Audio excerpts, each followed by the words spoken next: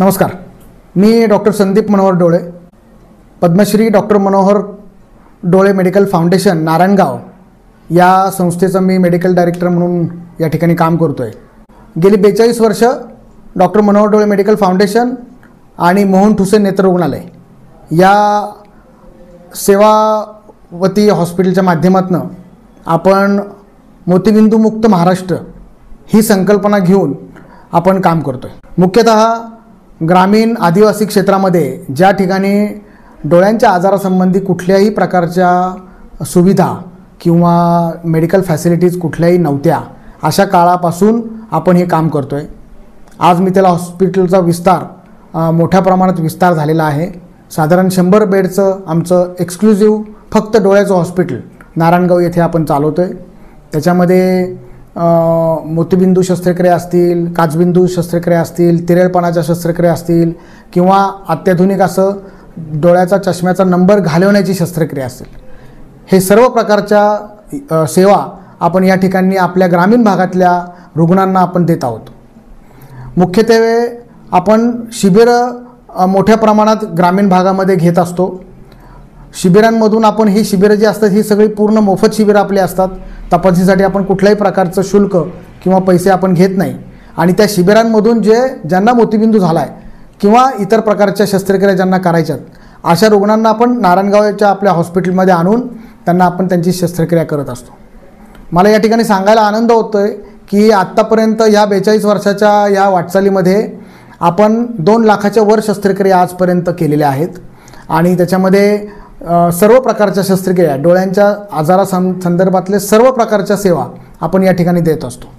ह्या सगळ्याच्या पार्श्वभूमीवर मागच्याच वर्षी 2024मध्ये भारत सरकारने आमच्या संस्थेचे संस्थापक आणि प्रमुख विश्वस्त डॉक्टर मनोहर डोळे यांना भारत सरकारचा अतिशय मोठा असा पद्मश्री पुरस्कार देऊन गौरवण्यात आलेला आहे। या सगळ्या वाटचालीमध्ये या सगळ्याचा एक भाग म्हणून आम्हाला ह्याच वर्षी आत्ता काही महिन्यापूर्वी भारत सरकारचीच आयुष्यमान भारत योजना, जन आरोग्य योजना ही आम्हाला मिळालेली आहे ह्या हॉस्पिटलसाठी आणि दुसरं महाराष्ट्र शासनाची महात्मा फुले जन आरोग्य योजना ही पण आम्हाला मिळालेली आहे।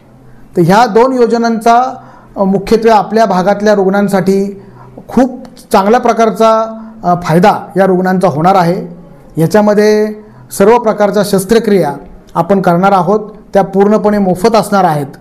अत्यंत कमी कागदपत्रांमध्ये आणि अतिशय चांगल्या दर्जाची आपण आरोग्य सेवा या माध्यमातून आपल्याला देण्याचा आपला संस्थेचा प्रयत्न आहे। मला असं वाटतं की जुन्नर, आंबेगाव, खेड, शिरूर, संगमनेर ह्या आजूबाजूच्या आपल्या सर्व परिसरातील आपले जे तालुके आहेत जवळचे, या तालुक्यातील रुग्णांसाठी मला असं वाटतं की ही खूप मोठी संधी आपल्याला शासनाने आपल्याला उपलब्ध करून दिलेली आहे। मॅडम, आपलं डोळ्यांचं हॉस्पिटल आहे, तर याच्यामध्ये आता डोळ्यांचे कोणते कोणते आजार समाविष्ट आहेत योजनेमध्ये? योजनेमध्ये डोळ्यांचे बऱ्यापैकी सर्व आजार समाविष्ट आहेत। म्हणजे डायबिटीज आणि बीपीमुळे पेशंटच्या मागचा पडदा म्हणजे रेटिना, डोळ्याचा मागचा पडदा, त्याच्यावर रक्तस्राव होतो, त्याच्यासाठी इंजेक्शन्स घ्यायला लागतात किंवा तो निसटतो म्हणजे रेटिना डिटॅचमेंट होते। अशा सर्जरी असतात की ज्या अर्जंट कराव्या लागतात। काचबिंदू आहे, पापणीच्या सर्जरी आहेत, लासरूचे सर्व प्रकारचे लासरूचे ऑपरेशन्स आहेत। जवळजवळ सर्व सर्जरी या योजनेच्या अंतर्गत होणार आहेत। आणि जे योजनेमध्ये बसणार नाहीत असे पण काही आजार असतील तर मग त्याच्यासाठी काय प्रोव्हिजन आहे? या योजनेमध्ये मोतीबिंदू सोडून सर्वच कव्हर होत आहे, परंतु मोतीबिंदू शस्त्रक्रिया 1982 पासून आपण मोफतच करत आहोत।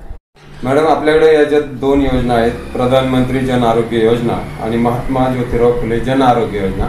तर याच्यामध्ये पेशंटला काय काय कागदपत्र लागणार आहेत?